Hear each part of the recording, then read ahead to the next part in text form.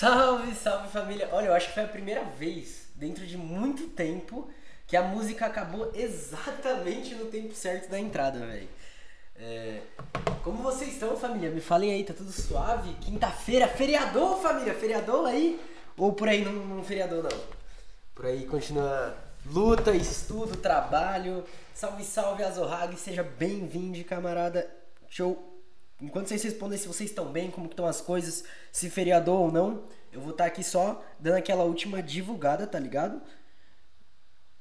Cadê? Aqui também. Vamos aqui. Cola que começamos.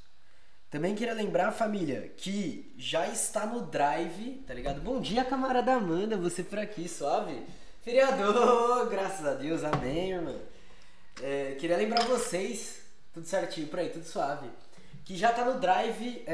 A gente não vai ler o capítulo todo, tá? Pelo amor de Deus, eu não aguento mais ler como as democracias morrem. Mas, se eu não me engano, o Drive o PDF que eu coloquei no Drive do livro que eu trouxe. Salve, salve, Pedro PCM01, seja bem-vindo, camarada. Muito obrigado por seguir a Caverna do Morcego. Eu sou morcego, tá ligado? Aí, ó, o somzinho aí. Muito obrigado, camarada.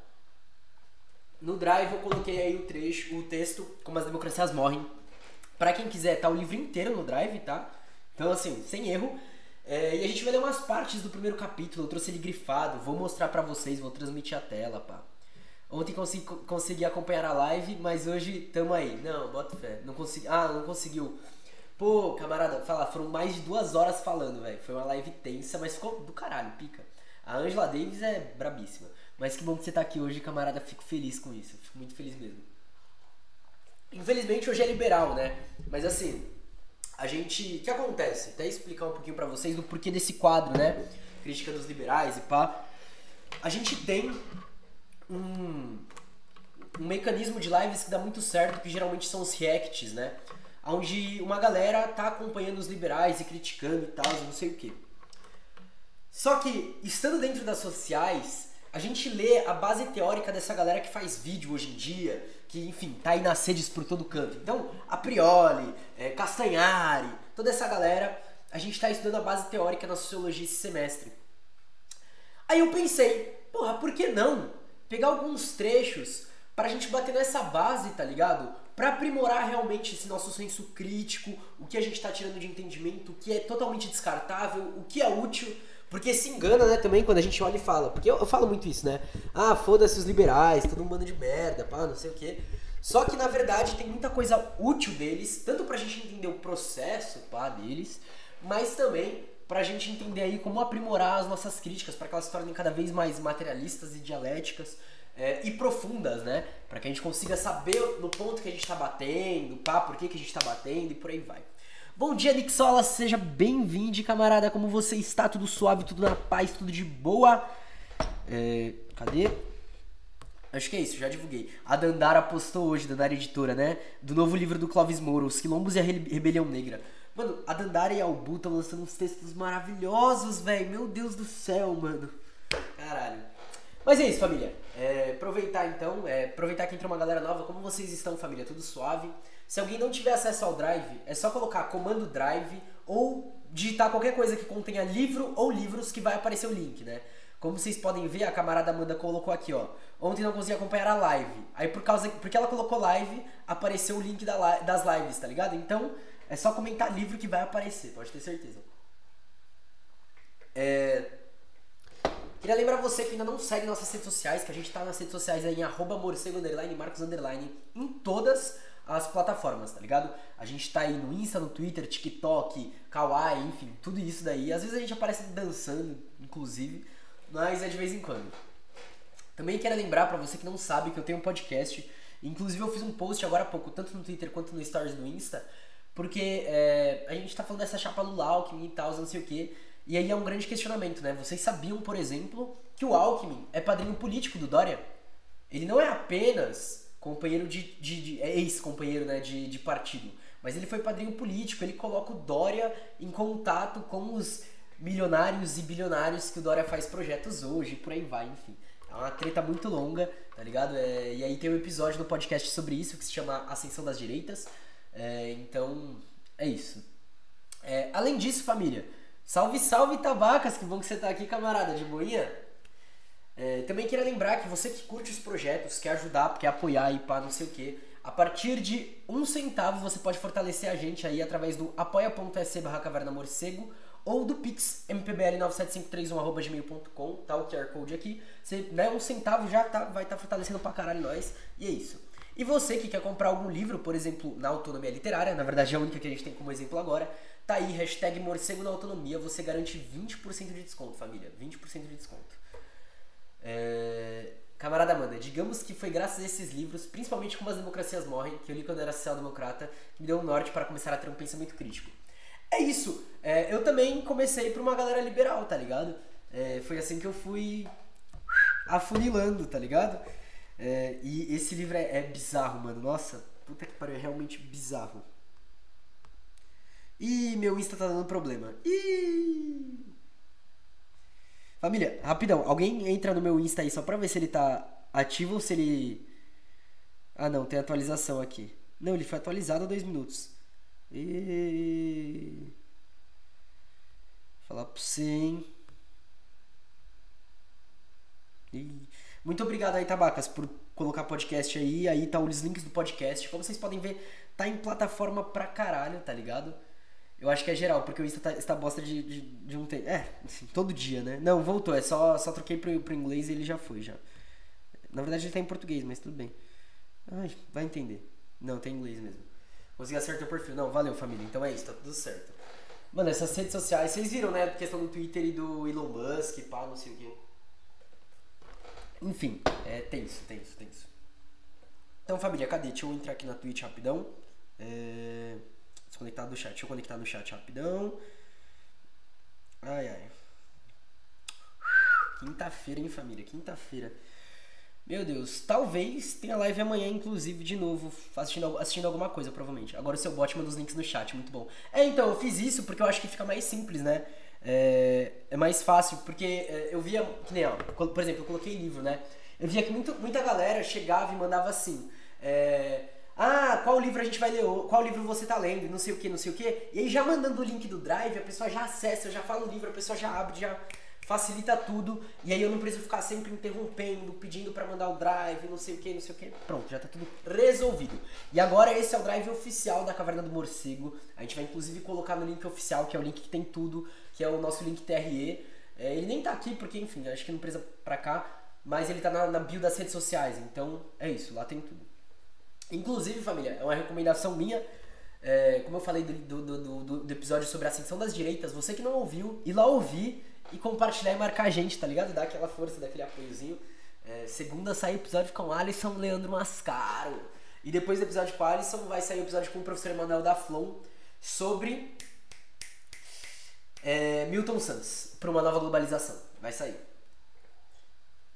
E também, queria lembrar, na verdade, eu inclusive tenho que confirmar com a galera, mas é bem possível, quase certeza, que dia 21, quinta-feira que vem, daqui uma semana, a gente faça uma live com o Centro Socialista de Ribeirão Preto, tá ligado? A galera já combinou tudo certinho pra estar geral e tal, então vai rolar essa live finalmente, depois de muita enroleira, vai rolar.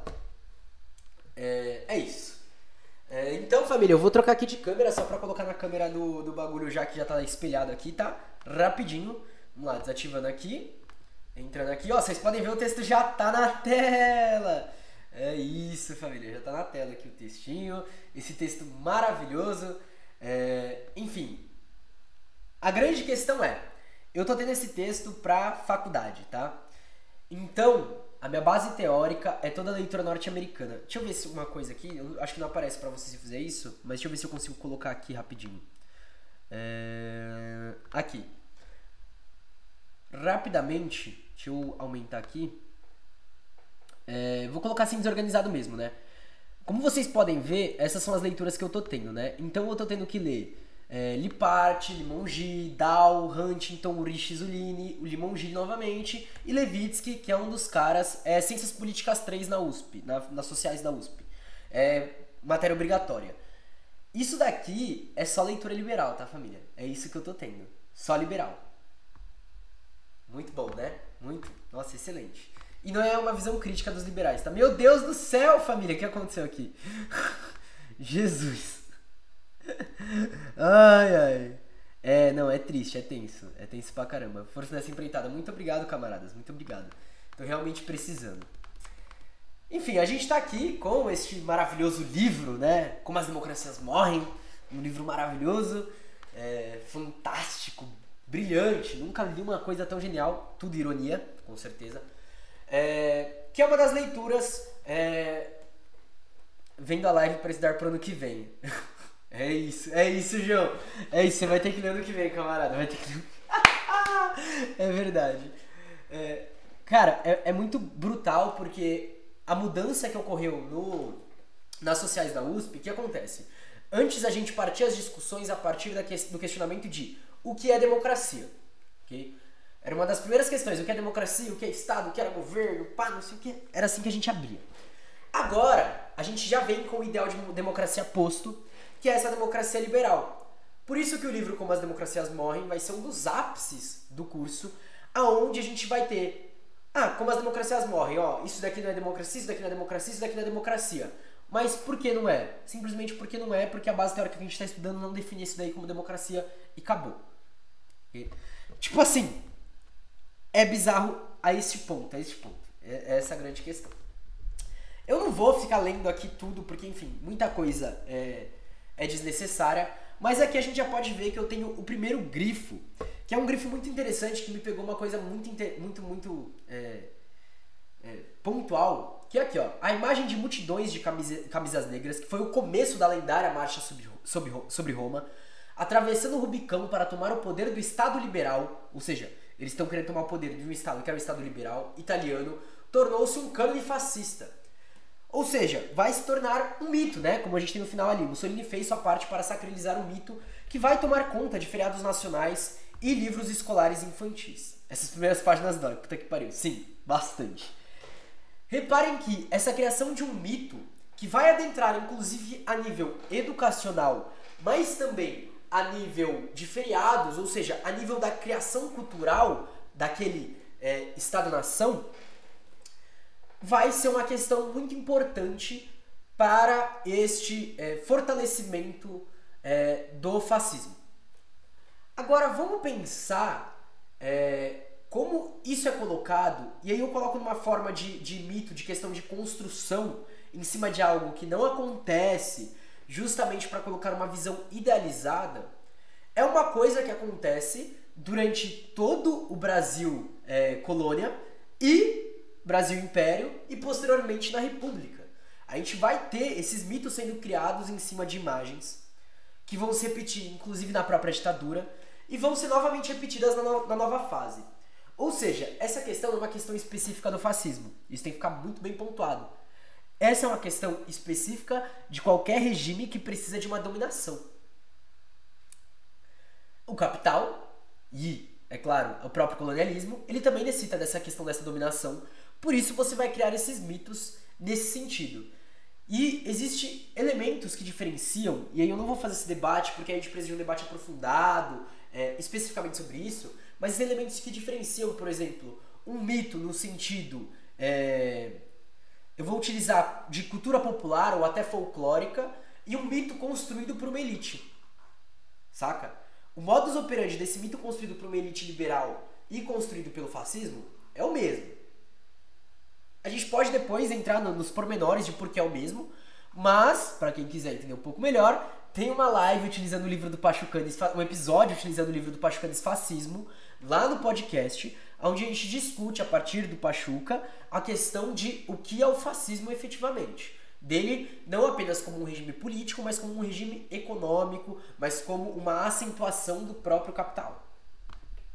Continuando aqui, eu fiz outro grifo, né? Embora o plano tenha sido abandonado, ou seja, a primeira forma de dominar, onde eles queriam entrar montados a cavalo, eles vão entrar, na verdade, de trem.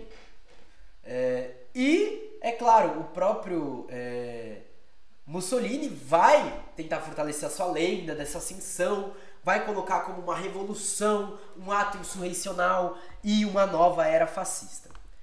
Pensando um pouco no próprio... Tu gosta do texto do Dimitrov sobre fascismo? Não li, camarada. Não cheguei a ler. Não tenho contato. Realmente não sei. Tá? Quando eu ler, se algum dia eu ler, eu trago minha opinião sobre. Trazendo um pouco dessa questão dessa ascensão do fascismo, eu gosto muito de lembrar o que o próprio Pachucanes coloca sobre como eu posso falar, o fascismo tentando se diferenciar do liberalismo. E aqui entra uma coisa muito crucial que o professor Manuel da Flon falou esses dias. Ele falou, né? Quando eu passei a entender que os não marxistas utilizam somente o manifesto do comunista para criticar Marx, e aí a gente vê um erro, eu queria pontuar que o próprio Alisson Mascaro fala que inclusive os marxistas hoje em dia se baseiam muito no manifesto para fazer toda a sua construção. E isso é um grande problema, porque o manifesto, por ele não ter toda uma base científica concluída, e aí o que eu digo ter uma teoria que se propõe à ação, efetivamente pensando em praxis política e num socialismo construído, okay? A gente tem que lembrar que o Manifesto Comunista ele ainda é uma fase de maturação do que vem a ser a teoria revolucionária. Certos trechos deles vão ser inclusive utilizados pelo próprio Mussolini, tá? Como, por exemplo, proletariados do mundo univos. O Mussolini vai usar termos muito semelhantes na primeira fase da ascensão fascista. E ele vai buscar diferenciar essa questão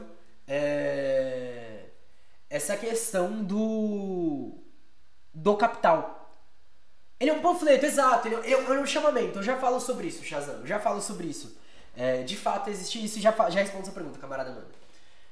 Então, o que a gente vai ter é que existe uma questão de o fascismo ele não é nem o capitalismo nem o socialismo, ele é uma coisa à parte. E isso surge a partir de nós estamos contra o Estado. Lembrando que uma pessoa que disse isso foi o próprio Bolsonaro no começo das suas eleições, e depois os filhos dele constantemente vão trazer isso contra o STF, contra coisas assim. Essa é uma prática de discurso fascista que tem por base um discurso socialista, só que é levado para a operacionalização do próprio capital e o reagrupamento capitalista. Então a gente realmente tem semelhanças entre o que a gente chamaria de bolsonarismo, fascismo, bonapartismo, nazismo. Existem muitas semelhanças. Eu não gosto de utilizar o termo bolsonarismo, mas efetivamente a gente tem uma base nisso daí. Já leu Como Nasce e Morre o Fascismo da Clara Zetkin? Não, eu só acompanhei o vídeo do Chavoso. Inclusive é um dos livros que eu queria muito ler, porque a Clara Zetkin é foda, simplesmente foda. O próprio Engels já chegou a falar que o manifesto tem algumas partes erradas, não falou? Sim, porém, existe uma questão de discussão sobre a leitura engelsiana e a leitura de Marx, ok? Inclusive eu faço uma recomendação de um texto do Marcos de Royo, eu vou pegar aqui, o Zé Paulo Neto também faz essa diferenciação na biografia do Marx, calma aí que não dá pra ver porque isso aqui tá na frente. Na biografia do Marx, o Zé Paulo Neto faz essa diferenciação, mas eu vou pegar o texto aqui certinho.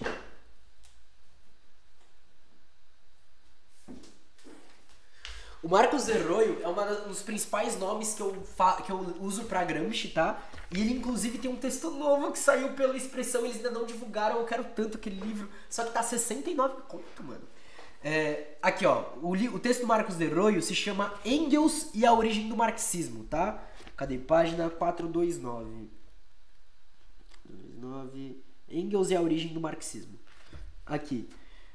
O trabalho foi apresentado no grupo temático A Obra Teórica de Marx, na mesa Filosofia e História em Marx, publicado também na revista Antítese, em Goiânia, de 2010, tá? Então, caso alguém tenha interesse, procura aí Marcos de Royo, Engels e a Origem do Marxismo, que deve ter online. Sim, Nixolas. E uma coisa interessante é porque, inclusive eu tenho um podcast também sobre isso, mas eu tenho um podcast sobre os princípios do... Os princípios do comunismo? Alguém tá com o Spotify fácil aberto aí pra pesquisar na Caverna do Morcego?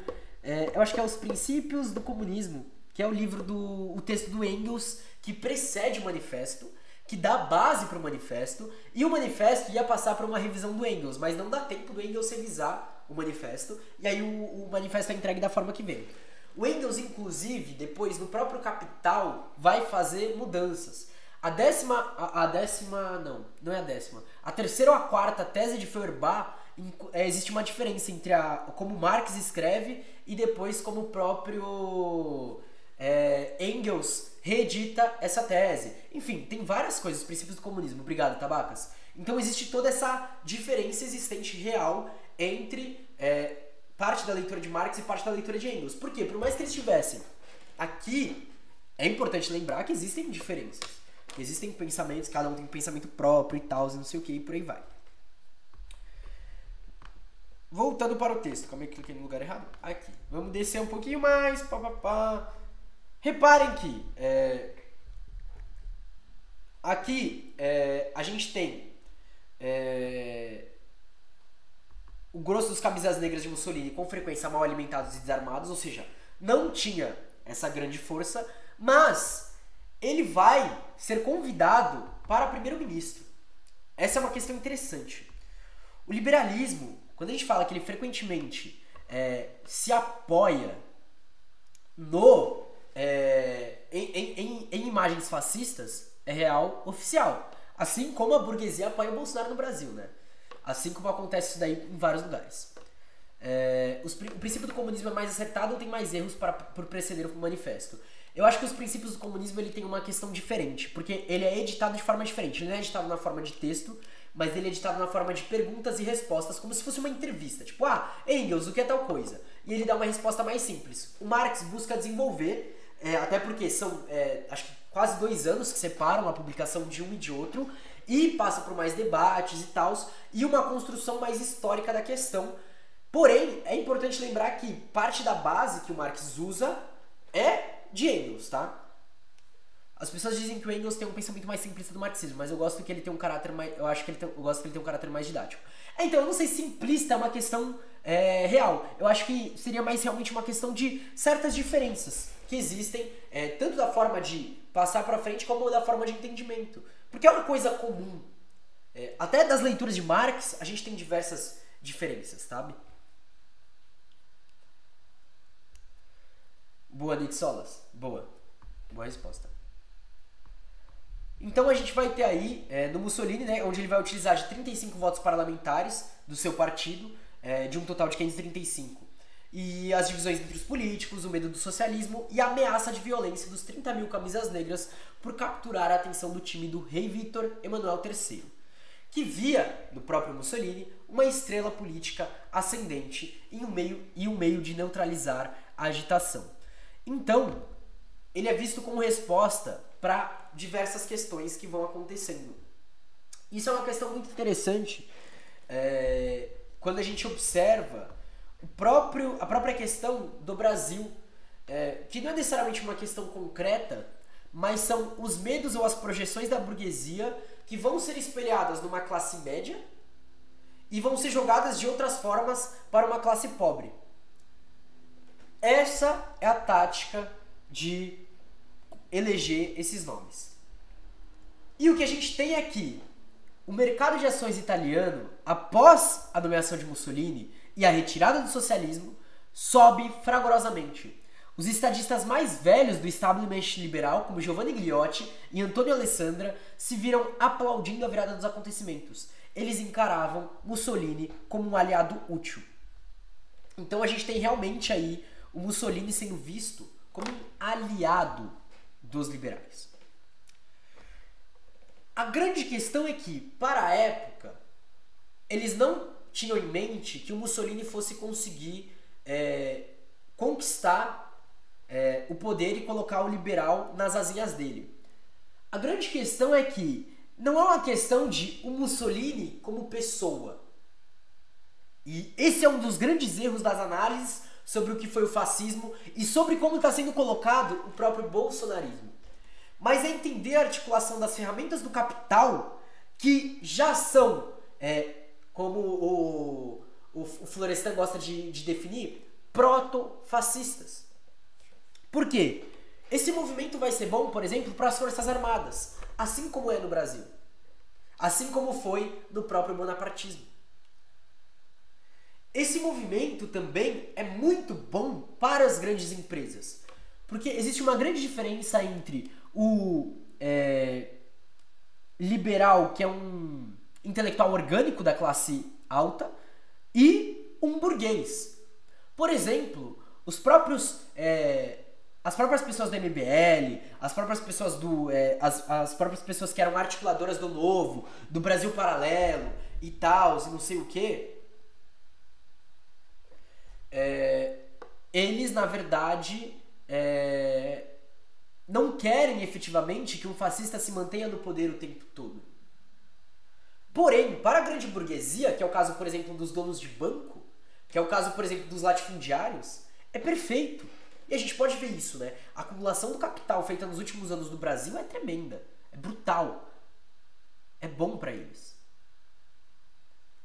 Porém, a partir do momento que passa de um nível onde, inclusive, esses intelectuais orgânicos passam a ser afetados, onde tudo deles é desmascarado, que é o que está acontecendo agora, não, calma lá, gente, a gente precisa de uma democracia, isso daí é demais. Só que quando eles apoiavam, eles sabiam o que poderia vir. E a leitura liberal é tão merda que isso daí continua a se repetir, e inclusive com muitos deles se fudendo à torta e à direita, que eles não conseguem pensar em outra questão. Eles continuam recaindo sobre isso, eles não entendem o que está sendo feito. Isso é uma questão interessante, quando eu falar sobre guerras híbridas, da questão desses grupos de intelectuais orgânicos, que eles acham que as ideias são naturais e são orgânicas e são não sei o quê, quando na verdade tem uma cadeia de comando.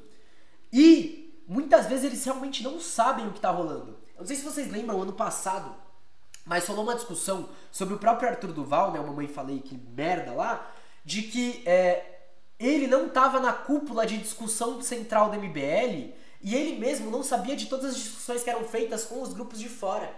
Isso é uma coisa que acontece porque garante segurança para esses grupos e você vai ter um intelectual orgânico atuando em campo que realmente não vai ter noção do que acontece atrás dele. Saca? Ah, vai sair uma pesquisa e tal, não sei o que, mas ele nunca consegue chegar na cadeia de comando estando lá dentro. Portanto, para ele realmente não existe isso.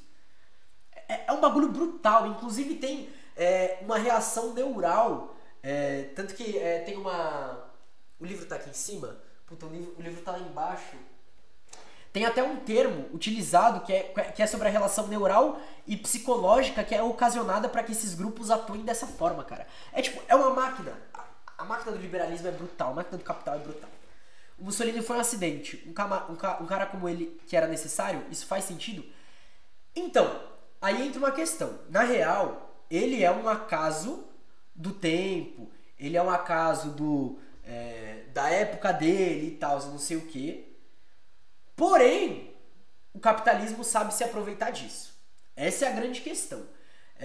Inclusive, nossa, cara, é impressionante como tudo começa a se conectar, cara. Então, pro capitalismo, ele é um desdobramento lógico. Só que o próprio capitalismo, ele não é lógico. Essa é a grande questão. As pessoas, inclusive a própria burguesia, que acha que está no comando do capitalismo, ela não está no comando do capitalismo. Porque as crises, por mais que elas sejam necessárias e elas aconteçam, elas muitas vezes não são programadas, por exemplo. Elas simplesmente acontecem. E muitas vezes, no primeiro momento, até a burguesia olha e fala, caracas. Saca? Então é uma questão de... O sistema capitalista, ele é um acaso... Exato. Ele é irracional, porém, ao mesmo tempo, ele também é racional, cara. E aí vai surgir uma discussão sobre as guerras híbridas e a forma como elas acontecem. E olha que brutal. Elas acontecem de uma forma que seja totalmente inesperado o próximo passo que vai ser dado. Porém, existe uma cadeia de comando que vai buscar estudar os próximos passos para que o próximo passo, por mais imprevisível que seja, ele não seja um passo que beneficie uma oposição radical. Ponto. Você não sabe qual vai ser a próxima coisa que vai acontecer, mas o que você tem certeza é que a radicalidade não vai ter opção e não vai conseguir entrar na sua frente. Ponto. Brutal. É brutal. Acidente no sentido que não tinha que ser ele específico. De fato, aí sim. Sim, exato. Exato. Tanto que a gente vai ter vários nomes que vão surgir ao redor do mundo e que são nomes muitas vezes imprevisíveis, né? Simplesmente vão surgindo do acaso, saca? É muito, muito, muito bizarro pensar por exemplo, que a Itália, que o próprio Mussolini fez parte do Partido Socialista Italiano, saca? Assim como o Olavo de Carvalho fez parte do Partido Comunista no Brasil. E aí a grande questão é, o que tá acontecendo, velho? Saca? Qual é o ponto que faz essas pessoas fazerem assim, ó?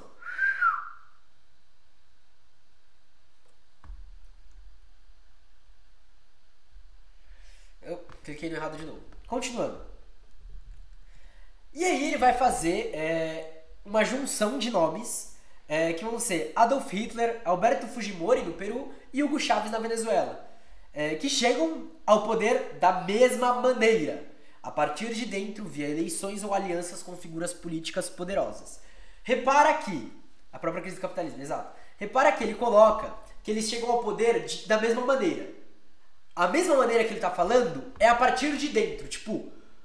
Exato, Guga Chávez. Foda-se a maneira que ele foi. Foi a partir de dentro, então é a mesma coisa. Essa é a bizarrice do nível de discussão que os liberais promovem. E aí ele elenca 3 formas diferentes do que acontece a partir de dentro, né? Que vão ser via eleições, alianças com figuras políticas poderosas. Essas duas maneiras. Só que existe uma questão muito diferente dentro do que acontece nessas questões. E é justamente aonde entra Hugo Chávez, exato. Hugo Chávez é colocado no mesmo nível que Adolf Hitler.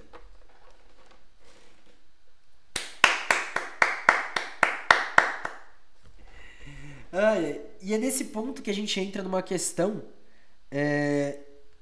justamente de a discussão sobre governo que os liberais promovem, ignorando uma questão de Estado, de configuração econômica, de modo de produção, de situação geopolítica, é não só reducionista, como é uma visão chula, é uma visão tola, é uma visão idiota.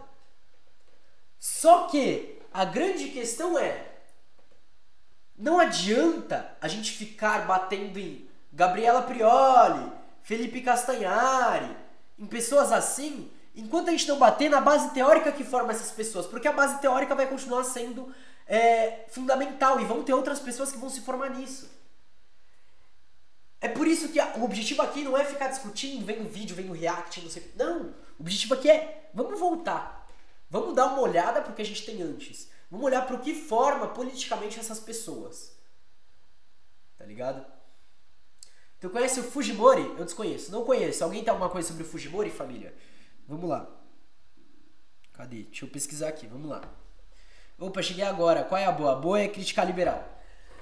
Por enquanto que eu tô pesquisando sobre o Fujimori, família, eu queria livros do extremo centro. Queria lembrar você aí que ainda não segue a Caverna do Morcego, siga aí a Caverna do Morcego. Você que tem Amazon Prime, você pode se inscrever e fortalecer a gente. A gente tem aí também, que agora só tá, deixa eu até trocar de tela rapidão. A gente tem o apoia.se/Caverna do Morcego e também tem o Pix, mpbl97531@gmail.com, que tá o apoio ao projeto aqui, é só mandar no chat que vai aparecer pra vocês. Alberto Kenia Fujimori é um político nipo-peruano que serviu como presidente do Peru de 1990 aos anos 2000. 10 anos. Mano, o Jean é um camarada aí que tive a oportunidade de conhecer esse ano. Ditador de extrema-direita do Peru, governou durante o período da Guerra Civil com o Sendero Luminoso. Muito obrigado, camarada. Muito obrigado. Obrigado que o Fujimori foi fascista mesmo. É isso, né? Fascista tudo bem. Agora, governo popular não, aí não pode. Enfim, em cada caso, as elites acreditaram que o convite para exercer o poder conteria o outsider, levando a uma restauração do controle pelos políticos estabelecidos. Então, a fé da elite é justamente essa. Agora reparem que a gente tem, por exemplo, no Brasil, isso sendo muito funcional, né? Realmente, a política do Paulo Guedes reestabelece essa galera. De fato.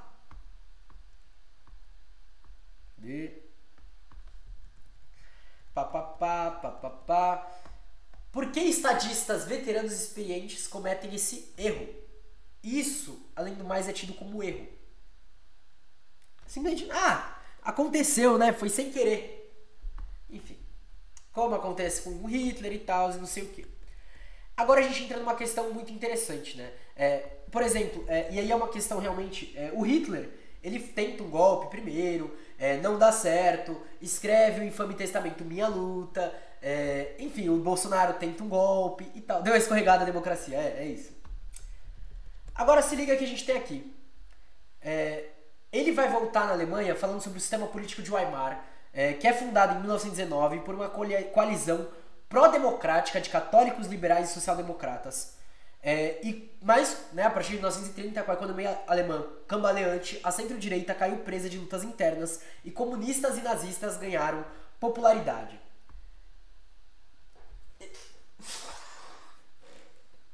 Vamos lá. A social-democracia, os liberais e os católicos apoiam a guerra de 1914, Primeira Guerra Mundial. Os comunistas são contra. O que a gente tem durante esse tempo? Uma massa de trabalhadores sendo morta. Os comunistas na Alemanha, nossa, em 1930, pra caralho. Tudo no mesmo saco. Exato. Em 1919, a República de Weimar ela é construída no final do mês de janeiro. No começo do mês de janeiro, a gente tem a morte de Leo Jorges, Rosa Luxemburgo, Karl Liebknecht.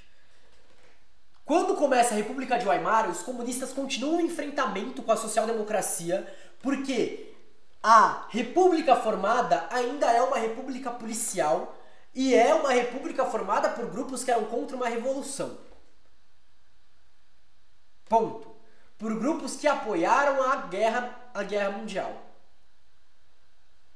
A crise econômica que vai acontecer em 1930, ela tem diversas causas, desde do fim da Primeira Guerra Mundial até confrontos civis, até a própria crise de 29 que acontece nos Estados Unidos. Nesse momento, os comunistas não têm respaldo, tanto que é o momento que na Itália o regime de pessoas que estavam se formando, por exemplo, em comunas, que o próprio Gramsci cita, acabam caindo. E vão caindo um atrás do outro. E é quando Mussolini já está no poder e o regime e pessoas nazistas começam a ganhar força política. Ou seja, comunistas e nazistas não estavam nem no mesmo saco e nem tinham a mesma resposta para a questão.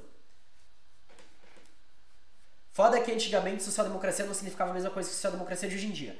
Então, mas na República de Weimar, a social-democracia é a mesma social-democracia de hoje.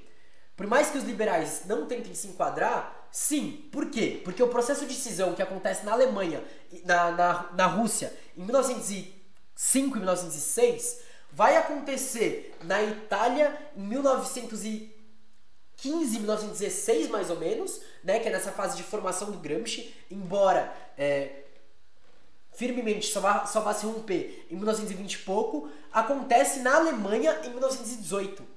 Então, os comunistas já tinham cindido com a social-democracia. Infelizmente, tiveram sim alguns comunistas que se alinharam aos nazis, pois acreditavam que eles poderiam se aproveitar do aspecto antiliberal do nazismo, mas não é generalista assim, né? Não, exato. E a grande questão é, o alinhamento com o nazismo não era um alinhamento dentro da base teórica comunista. E eu falo assim, pela própria Internacional Comunista, pelos próprios partidos comunistas que começam a se formar na Europa nesse período, como por exemplo o rompimento do Partido Socialista Italiano com o Partido Comunista Italiano, como por exemplo na Alemanha, onde o que antes era Partido Social Democrata Alemão vai se formar Partido Comunista Alemão e depois Partido Comunista, e você vai ter a formação dos espartaquistas, enfim, coisas assim. Além disso, também houve rompimentos entre aqueles comunistas que defendiam um enfrentamento físico contra os nazis e aqueles que defendiam o enfrentamento pelas eleições. Aí, de fato, é uma questão. Liberal é desonesto intelectualmente. Dizer que comunistas e nazistas ganharam popularidade nessa teoria da ferradura ahistórica porca é crasso demais. É isso. Tipo assim, os comunistas não ganharam popularidade nesse período. A popularidade que se ganha dentro dos comunistas vai ser a popularidade dos comunistas que enfrentavam isso. Que é o momento onde a gente tem parte do mundo efetivamente olhando e falando, a gente quer fechar com os comunistas que estão no enfrentamento disso. Tanto que na Itália, eu acho que a Itália é o maior exemplo pela força que a social-democracia ainda tinha lá, surge esse rompimento onde os comunistas que não apoiavam as ideias dos comunistas, eles vão ir para a social-democracia, eles vão romper com o comunismo. Governo eleito cai, Grande Depressão e tal, não sei o que, constitucionalismo, parlamentarismo. Aí a gente vê aqui, ó, economista do Partido do Centro, Bruning, que vai fugir da Alemanha e vai se tornar professor em Harvard, que tentam restaurar o crescimento econômico e mais fracassa. Enfim, coisas assim. Convencidos de que alguma coisa tem que dar certo, um conluio de conservadores rivais se reúne ao final de janeiro de 1933 e chegou a uma solução. É preciso pôr um outsider popular na chefia do governo. Então, eles têm que colocar... enfim, nomes aleatórios, não são nomes importantes, tá, família? Não são nomes importantes.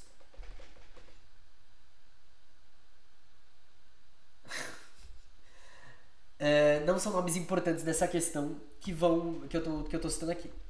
Mas a questão é, eles vão colocar para um pensamento popular que eles acham que podem controlar.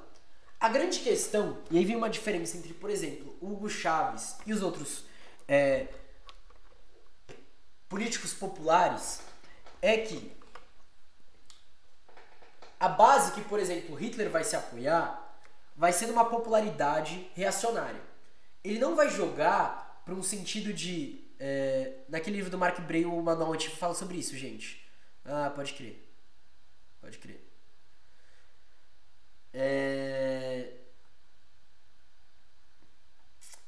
Como eu posso falar?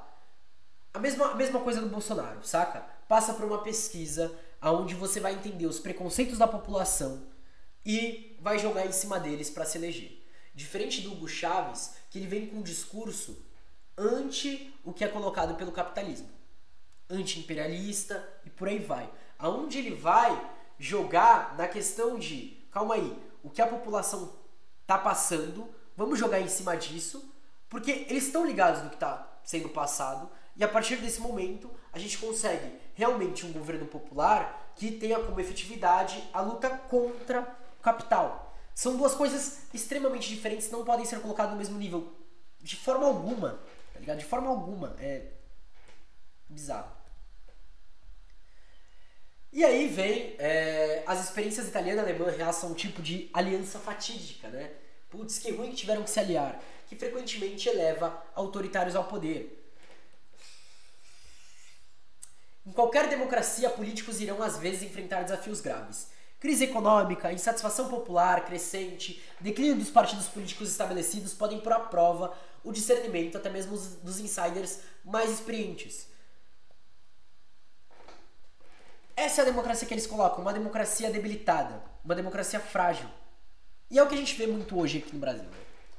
Se surge um outsider carismático, ganhando popularidade ao desafiar a velha ordem, é tentador para os políticos do establishment que percebem que seu controle está se desfazendo, buscar cooptá-lo. E aqui entra uma grande diferença, onde o autor coloca que o fascismo, na verdade, não é capitalismo. É uma luta contra o que está posto. Só que ele fala isso logo depois de colocar que o fascismo ajudou no realinhamento econômico. Saca? É totalmente diferente de uma ordem efetivamente contra o Estado. Um líder carismático, mas carismático em que sentido? Qual a definição de carismático? Saca? Eles não trazem uma discussão teórica sobre o que... Eles só falam, eles só jogam como se fosse algo dado, algo posto. E essa é a teoria liberal. É isso que eles estão me ensinando na faculdade. Eles estão me ensinando que a gente não questiona essas coisas. Isso é colocado. Se o insider se rebelar para seguir o insurgente antes que seus rivais os façam, eles usam a energia e a base do outsider para sobrepujar seus pares. Em seguida, esperam os políticos do establishment, o insurgente poderá ser redirecionado para apoiar o programa deles. Exato. A leitura liberal é uma contradição atrás da outra. É tipo o povo que iguala Bolsonaro e Lula por serem carismáticos. Exato. Saca? Eles não são a mesma pessoa. Só que agora, se liga. Se liga que loucura. O Bolsonaro, ele é um líder que teoricamente não pode ser controlado, e não por causa dele, tá? E aqui é justamente a grande questão, mas por causa da grande burguesia e por causa dos militares. Ele não pode simplesmente ser controlado pelos veteranos do Estado, pelos estadistas que estão lá há muito tempo. Mas os estadistas também estão tirando dinheiro com isso. Tanto que eles não tiram ele de forma alguma, não tentam tirar. Observa a diferença para um líder popular da esquerda como Lula, onde eles conseguem colocar o projeto político deles, eles têm um nome que vai moderar as relações e que vai segurar qualquer revolta. Você coloca um vice para você ter uma ameaça da questão de um golpe e você efetivamente consegue controlar. Reparem que isso é posto vindo de fora, não é vindo puramente daqui. Mas esse controle do projeto político é um controle que responde ao controle do capital de fora. E se precisar prender, eles prendem, enfim, coisa assim. Cara, é muito bizarro porque as coisas, na verdade, elas são totalmente conectadas. Saca? O Bolsonaro, ele é um acaso político que é utilizado para ser protagonista disso. E ele é um acaso político e coloca a gente numa situação... Se liga, lembra do que eu falei da questão das guerras híbridas, né? Aonde, se a solução não for radical, não vai ter solução. Você impede o radical de conseguir ter um apoio aonde o Lula é a resposta primária que a gente tem e acabou por aí. Você mina as radicalidades, joga para o fascismo, rearranja o capital, depois joga alguém moderado que vai ter que jogar para a direita. Acabou. Bom dia, Gnomo Grow! Seja bem-vindo, camarada. Tudo suave, tudo na paz? Barganha com o diabo. E aí, com o objetivo de tirar proveito do apelo de massas do fascismo, Giolitti decidiu oferecer ao movimento arritivista de Mussolini um lugar no bloco burguês. Reparem quem compunha o bloco burguês: nacionalistas, fascistas e liberais. É claro que a estratégia não dá certo, o bloco burguês conquista menos de 20%, que é o que acontece com a centro-direita hoje, que leva à renúncia de Giolitti, aonde a gente tem um PSDB que, por exemplo, abandona tudo. Contudo, o lugar de Mussolini na chapa deu ao seu desordenado grupo a legitimidade que ele precisaria para viabilizar sua ascensão. Quem saiu bem disso foram os aliados do Bolsonaro, os grupos de empresários ligados ao governo e aos ministérios. E é claro, em certa medida, a centro-direita se beneficia disso também. Ela tem medo, ela tem o cu na mão, mas ela se beneficia. É claro que não contente, vai jogar para a Europa, porque essa aliança não está confinada aos entreguerras, né? Hugo Chávez é um exemplo dessa aliança. A Venezuela, que se orgulhava de ser a democracia mais duradoura da América do Sul, vigente desde 1958. Deixa eu pegar alguma coisa. Calma aí, vamos ver aqui, família, rapidinho. Deixa eu pegar esse daqui primeiro que eu já tenho grifado. É nesse daqui? Deixa eu ver. Não, perdão. É nesse daqui. Vamos olhar então para a Venezuela. Venezuela. Peru, China. Não é esse daqui? Aqui, Bolívia. Não é Bolívia que eu quero. Honduras não é Honduras que eu quero. Cadê? Nicarágua. Paraguai. Eu não sei se nesse daqui tem a Venezuela. Eu sei que um dos livros que eu tenho fala. Aqui, Venezuela. Mais antigo alvo da guerra híbrida, né? Foi a partir da Venezuela que se iniciou a onda progressista anti-neoliberal com a eleição de Hugo Chávez em 1999.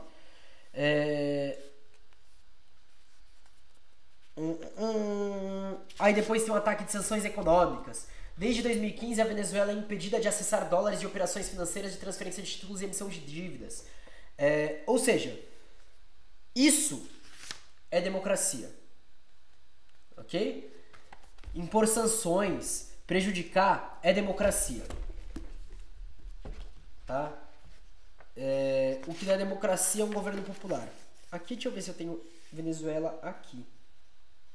69.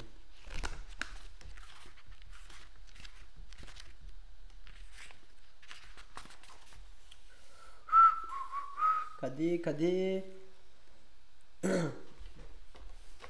Mesmo na história recente latino-americana, A Venezuela não ocupava uma posição de grande destaque. Não figurava entre as grandes economias da região, como Brasil, Argentina, México, nem chamava atenção por experiências políticas como Cuba ou Chile. Na história da América Latina, a Venezuela era conhecida como berço do libertador Simón Bolívar, grande líder da libertação sul-americana contra o jugo espanhol no século XIX. Mas durante a maior parte do século XX, é impossível não percebermos que o país passou ao largo dos grandes acontecimentos e dramas da região. Seria dessa forma até 1989, quando a rebelião popular conhecida como Caracasco marcaria profundamente a história venezuelana e latino-americana, mesmo que essa profundidade histórica ficasse evidente somente anos à frente. Esse fato seria o estopim para uma série de eventos e movimentações na sociedade venezuelana que vão culminar em Hugo Chávez. Ou seja, o que ele chama por democracia é a questão de você só ter dois partidos. E é isso, que se alternaram pacificamente por mais de 30 anos. Essa é a democracia liberal.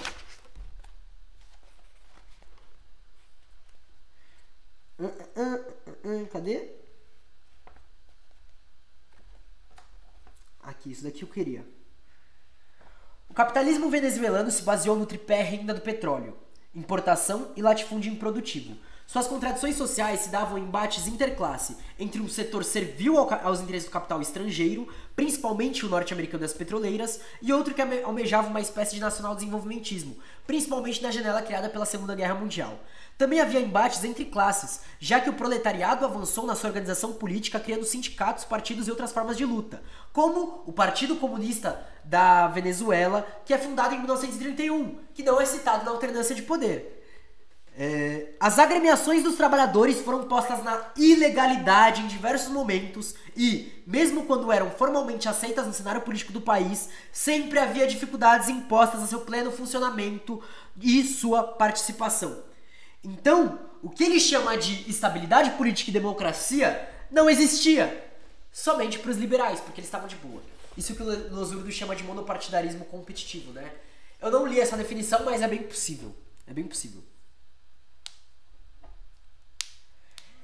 Agora se liga, em 21 de janeiro de 1958, ocorreu uma greve geral articulada por todas as forças oposicionistas, com destaque para o Partido Comunista Venezuelano, que resultou em grandes enfrentamentos contra as forças de repressão do governo. A gente fala aqui de ditadura. Ou seja, a democracia dele começa em 1958, com a ditadura, com o fim da ditadura, perdão. Quem termina a ditadura? Quem luta contra a ditadura? É o Partido Comunista Venezuelano e os trabalhadores, né? Isso não é citado, isso é esquecido. Enfim, aí surge a Ação Democrática, a COPEI, os grêmios estudantis, a URD, né, a União Republicana Democrática, enfim, coisas assim. Enquanto perseguir somente os comunistas pode ser chamado de democracia ainda. Não é isso. Perseguir comunistas e minorias, tá tudo certo, família. Isso daí pode. Isso daí pode.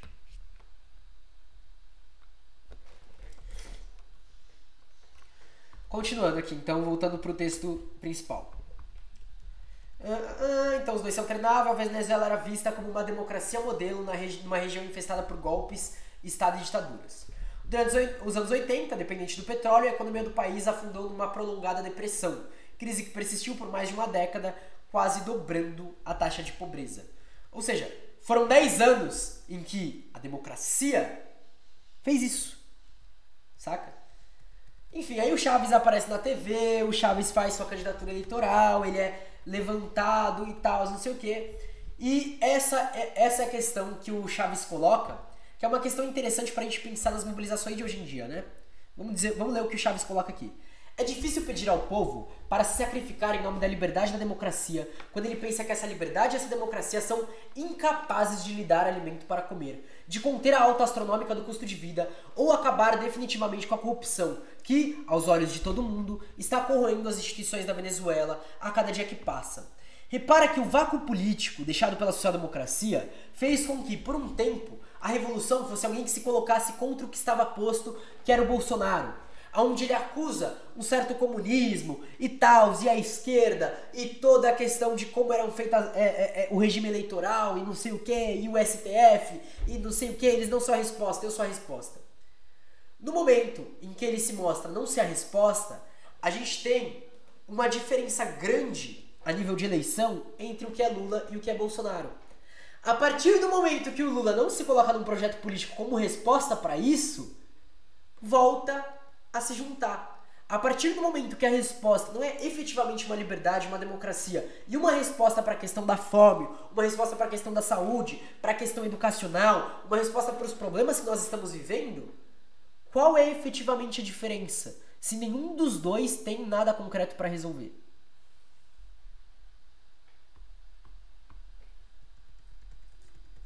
Enfim, esse discurso, essa construção do Chaves que dá força para ele, né? Enfim. E aí ele vai colocar que por causa do cara que é meio que liberta o Chaves, ele é um puta bobo, idiota, que depois se arrepende, não sei o que, etc e tal. E o que a gente vê é que, na verdade, durante o período Chaves, a gente teve um dos melhores períodos em algum grupo de esquerda à frente numa luta anti-imperialista e ainda numa questão de ter domínio de Estado, né? É interessante que eu conheci um camarada, e aqui perdão aos anarquistas, mas eu tenho que citar essa história. Um camarada, mano, que eu tenho um apreço enorme por ele, conheci recentemente, que era anarquista e participava de diversas organizações anarquistas pela América Latina, fez lutas tremendas, até que em 2003, 2004, algum ano assim, ele junto com outros grupos e camaradas anarquistas, convocados a se reunir com Hugo Chávez. E numa sala de mais ou menos 200 pessoas, quase ninguém, o Hugo Chávez troca uma ideia com eles. A partir desse momento, o cara olha e fala, puta, realmente, na verdade, eu sou marxista e tal, enfim. Hugo Chávez foi brilhante. Ponto. Ponto. Sem discussão nesse ponto. Mas não só isso, como o camarada, inclusive, quase foi trabalhar na segurança do Hugo Chávez, cara. É brutal assim o bagulho, brutal. O Hugo Chávez, ele realmente conseguiu observar os movimentos que aconteciam, os movimentos radicais, entender a dinâmica deles, e esse camarada, ele é um dos camaradas que eu tenho exemplo sobre a questão, esse camarada anarquista, sobre a questão de defesa, de luta em ato, de questão de entender, de estudar terreno e tal, e não sei o que. Ou seja, o Hugo Chávez não se reuniu com os anarquistas simplesmente para olhar e falar deixem de ser anarquistas e virem marxistas. Mas para discussão acerca de defesa e luta e de entendimento das táticas repressivas que existem contra o povo. Cara, isso é brutal, família! Tem um vídeo de Hugo Chávez lendo Kropotkin, bem legal o vídeo, porra, interessante. Esse documentário, camarada, está na lista, tá ligado? Está na lista este documentário aí sobre a Revolução não será televisionada. A gente vai ler. A gente irá ver. Inclusive pra você que quer fortalecer aí, para as lives continuarem rolando, enfim, família, que a situação tá realmente foda. A gente tem aí o Pix e o Apoia-se, então pra quem quiser fortalecer o projeto. Cadê? Deixa eu escrever aqui uma coisa aqui no chat pra vocês verem aqui. Cadê? Foi chat morcego. Tá aí os comandos, então, família. É o comando apoio e o comando Pix que aparece. Putz, esse espantalho de defesa no anarquismo posto por Engels, não aguento mais. Cara, o pior é que é muito louco estudar tática, tá ligado? Porque nesses anos, entre os anos 90 e o começo dos anos 2000, a gente tem alguns grupos anarquistas atuando na América Latina que colocavam táticas brilhantes. Tanto que as guerrilhas vão se espelhar muito em povos originários e anarquistas para acontecerem, inclusive, dentro de grupos comunistas, cara. É importante lembrar que a gente estava lendo Clóvis Moura, que, por exemplo, a tática de guerrilha, ela não é uma tática recente. Ela é uma tática que começa na mesma época em que começam os quilombos, e um dos lugares que ela é primeiramente vista é em Cuba. E Cuba usa a tática de guerrilhas para fazer a Revolução Comunista. É brutal pensar isso. Sem sectarismo por aqui, viu, gente? É isso mesmo, camarada. Passou o papo. Continuando, apesar de suas enormes diferenças, Hitler, Mussolini e Chávez percorreram caminhos que compartilham semelhanças espantosas para chegar ao poder.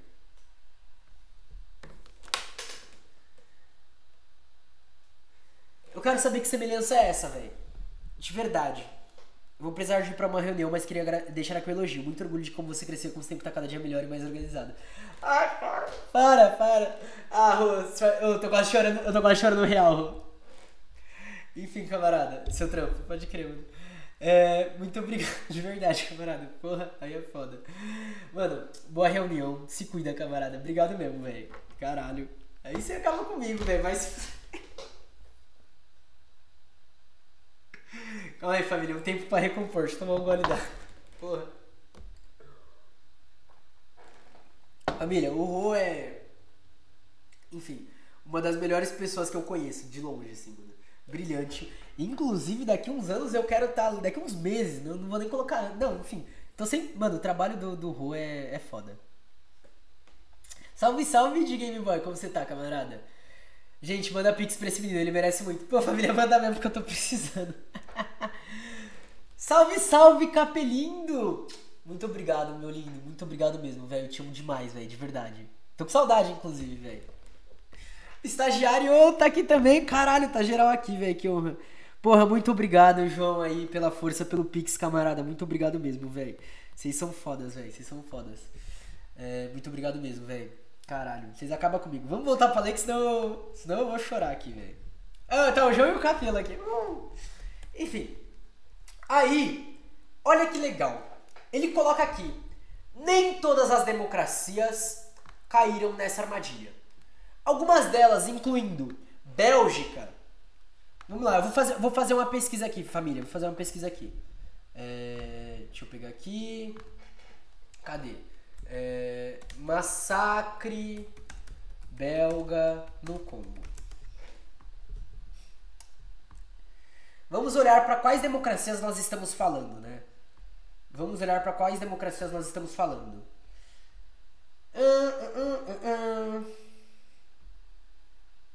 Eu vou pegar assim o primeiro texto do Infescola mesmo. Assim, a gente não precisa tanto de tanto rigor, eu acho, para essa discussão aqui. Mas é claro que a gente está falando de um tempo anterior e a gente vai chegar no tempo, nos dias atuais, quando a gente for falar da Grã-Bretanha, por exemplo, tá? Dispositivo de captura, não, é captura de janela, deixa eu mudar a captura de janela aqui, genocídio congolês. Ih, live caiu pra mim, mano. Vê se não foi só uma queda e voltou. Porque aqui tá funcionando. Aqui tá de boa.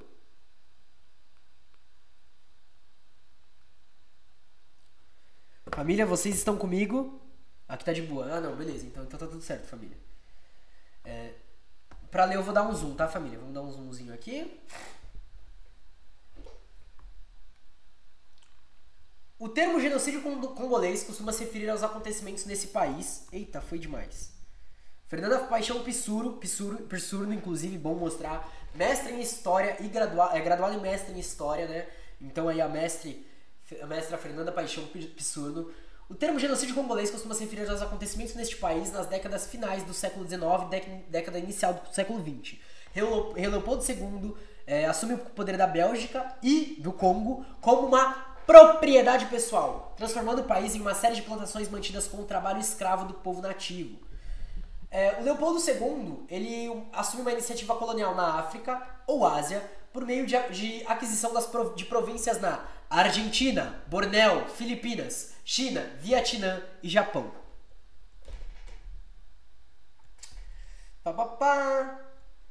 Leopoldo II focou-se em construir a posse da rica região do Congo, que era cerca de 70 vezes maior que a Bélgica e possuía abundantes fontes de borracha, diamantes, ouros e marfim.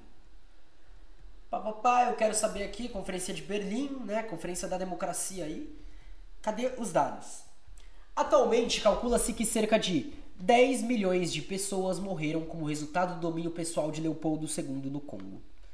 Isso é democracia. Isso é democracia, família. Ok? Vamos olhar mais uma coisa, família?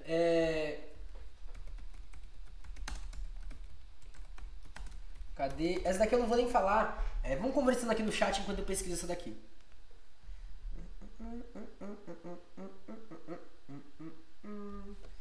Esse daqui eu acho que é o melhor exemplo de democracia, é o segundo, que é a Grã-Bretanha, né? Cadê a parte que eu quero? Cadê a parte que eu quero?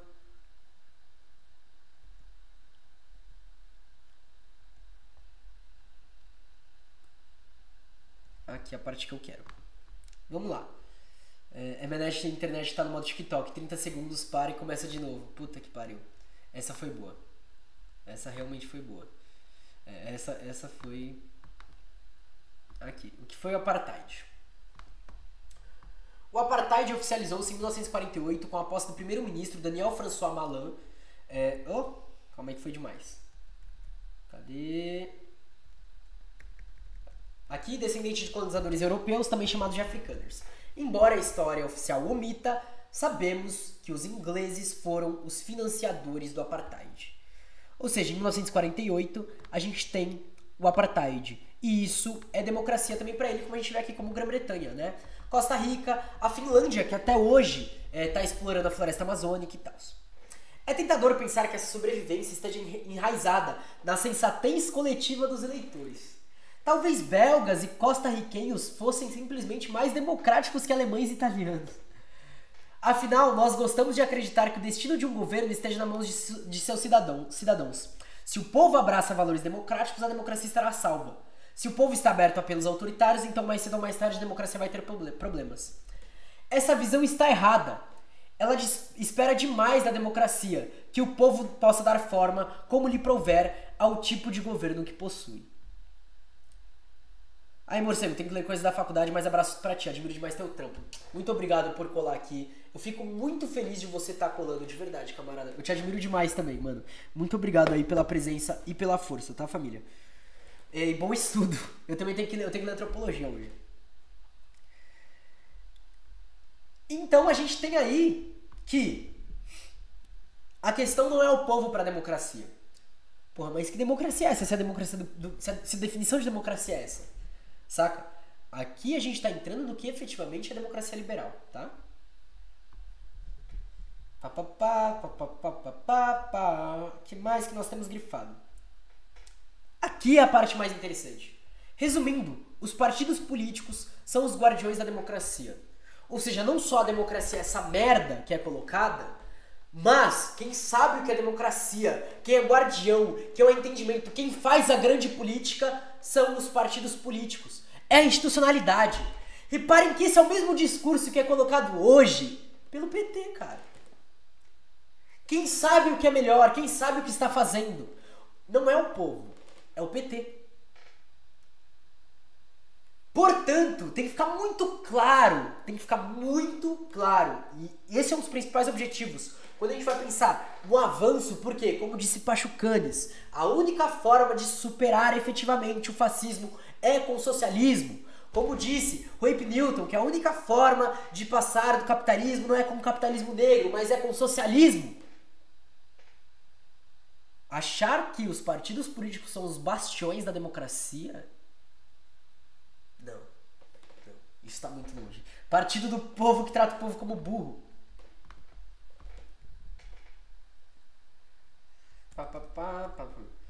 Baseados nos trabalhos de Lean, desenvolvemos um conjunto de 4 sinais de alerta que podem nos ajudar a reconhecer um autoritário.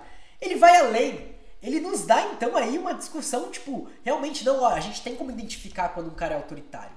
Vamos ver o que é pra ele. 1. Rejeitam em palavras ou ações as regras democráticas do jogo. Resumindo, um revolucionário é autoritário, tá? 2. Negam a legitimidade de oponentes. Então você colocar aqui, por exemplo, partido para o povo e não com o povo. É isso. Socialismo ou barbárie. É isso. Ou seja, você colocar então que... Cadê a frase? Você nega a legitimidade de oponentes, ou seja, que você acha que, por exemplo, um cara racista, um cara fascista não pode disputar a eleição. Esse é autoritário? Caralho. O Monark diz a mesma coisa, né? 3. Toleram e encorajam a violência. E aí existe a discussão, né? O que é violência? O que é violência? Anarquismo ou aniquilação? Essa é a tese do Murray Bookchin. A contribuição minha aqui pra vocês. Porra, inclusive preso ler Murray Bookchin. Monark tá escrevendo agora, essa é a grande questão, família. Enquanto a gente tem gente, inclusive gente da esquerda, que continua dando palco pro Monark, a gente tem que entender que o pensamento dele não é um pensamento longe da base teórica liberal que hoje tá atrás da gente aqui. Muito pelo contrário, é essa base que tá aqui. Autoritário é quem quer zerar o jogo em Anne e ficar abusando de glitch para ganhar. E 4. Dão indicações de disposição para restringir liberdades civis de oponentes, inclusive a mídia. Enfim, e aí, é claro, aí ele coloca, né? Porra, e como que a gente vai se... qual tipo de candidato tende a dar... Mano, se liga. Lembra aquele meme do... Caralho, como que é? Camarada Amanda, muito obrigado pelo Pix, camarada. Muito obrigado por fortalecer e confiar no nosso projeto, família. Fico muito feliz com isso. Muito obrigado aí pelo apoio. Muito obrigado mesmo, de coração. Aquele meme, parabéns, você fez sociologia freestyle? Olha como ele usa uma base teórica muito fundamentada, né? Que tipo de candidato tende a dar positivo para esse autoritarismo? Os outsiders populistas. Por quê? Porque eles são figuras que afirmam representar a voz do povo e entram em guerra contra o que descrevem como uma elite corrupta e conspiradora. Primeiro que isso daí é baseado em nada. Não acha, parça. Eu já falei, qualquer um centavo que vocês podem estar fortalecendo já ajuda demais. Porque as plataformas não pagam, né? Enfim, e se não consegue só de estar se inscrevendo, estar seguindo e estar divulgando o podcast já é uma coisa pra caralho, tá ligado? Mas se liga, você ser contra uma elite corrupta geralmente te coloca num quadro de autoritário. Foda-se se essa elite é realmente corrupta. Foda-se se essa elite faz coisas extremamente hediondas, promove genocídios. Isso daí é autoritarismo, família. Isso daí é violência.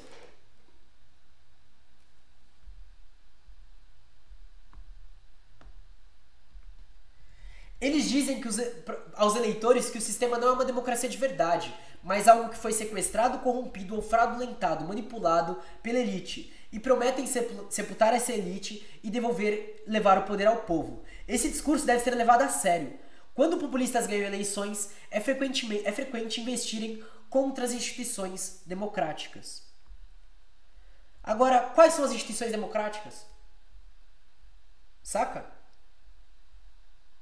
Porque essa é a grande questão. Se a instituição democrática for um modo de governo que privilegia o financiamento de projetos vindo pela burguesia, isso daí pra mim não é uma instituição democrática. Perdão. Se a democracia não é feita com eleição direta, que tipo de democracia é essa? Enfim, elemento simples. A gente começa a questionar elementos simples. Se a gente tem que estar sendo votado a questão de povos indígenas permanecerem nessas terras que eles habitam há séculos, inclusive permitindo a escavação e a destruição dos seus próprios territórios, que democracia é essa? Saca? E é por isso que o Alisson Mascaro ele vai olhar e vai falar: cara, é muito louco que nos últimos anos a primeira pessoa que a gente tem grande falando sobre fim do STF, fechamento do STF, é alguém da direita.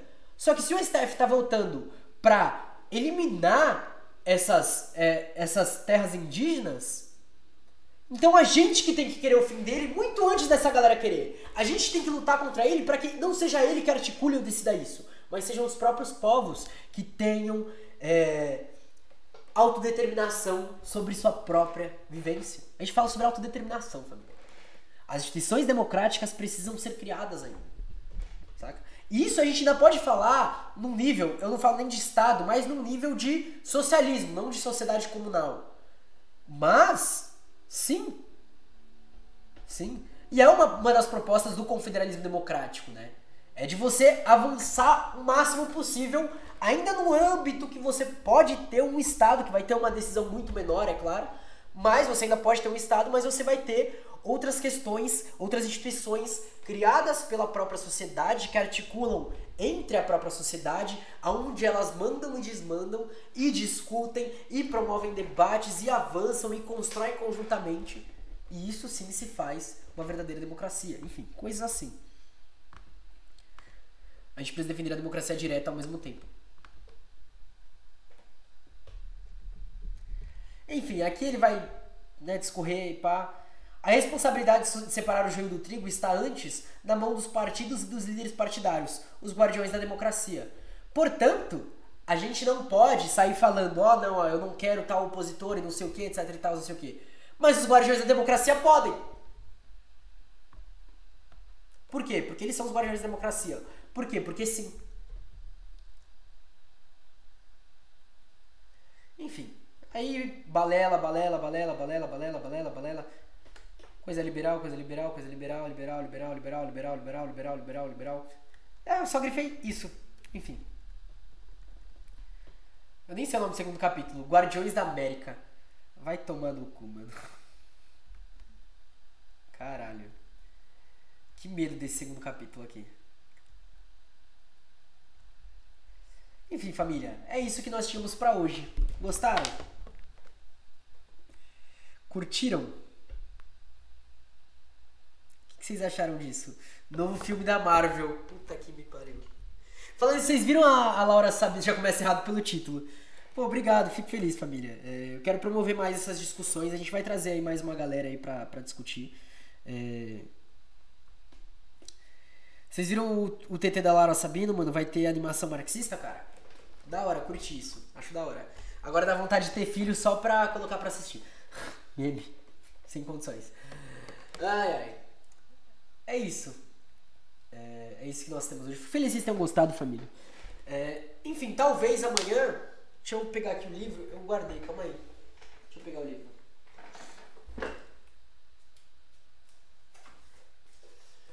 Ai. Amanhã é bem possível. Não dou certeza, tá? Não dou certeza, já aviso. Cadê?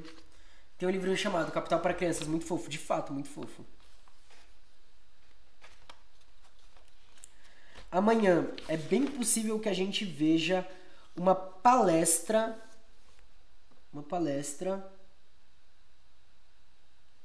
É isso. Não. A gente vai ver isso daqui, quarta temática. Qual é a quinta temática? Não, é isso.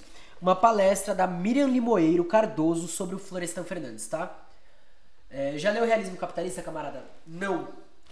E eu tô vendo que eu vou precisar, porque o desenvolvimento que eu tô fazendo sobre guerras híbridas, comunicação, guerra psicológica, e sobre a própria Angela Davis e o abolicionismo penal, tá tudo me levando pra Mark Fisher. Eu vou ter que ler.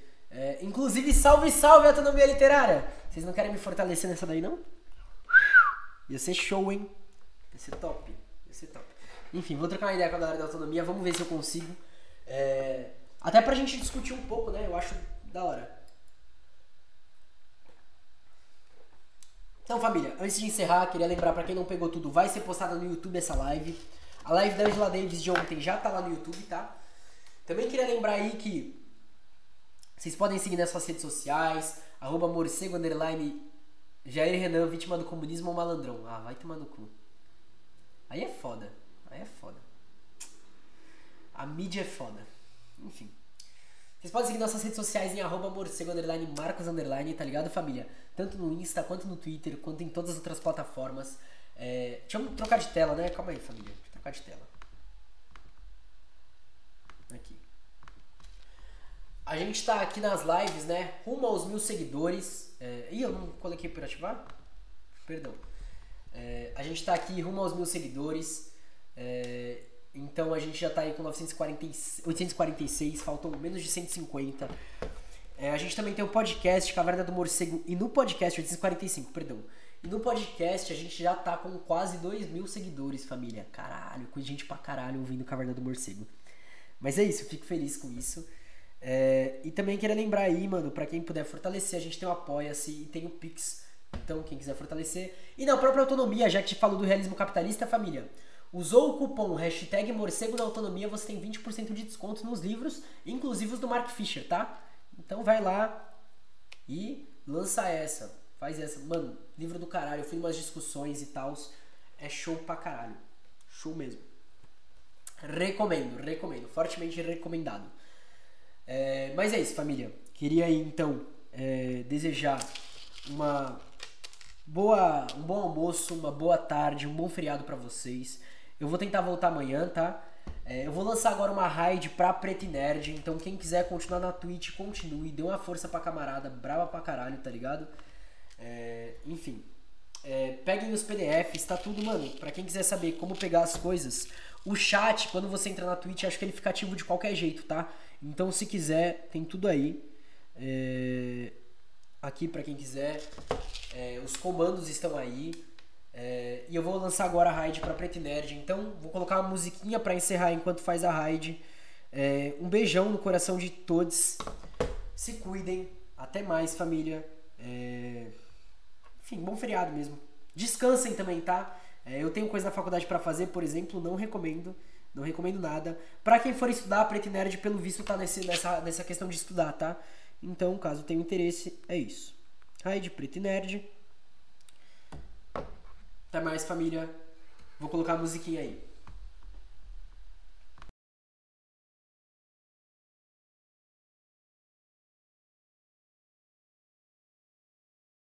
Essa música da Buda é muito, muito braba.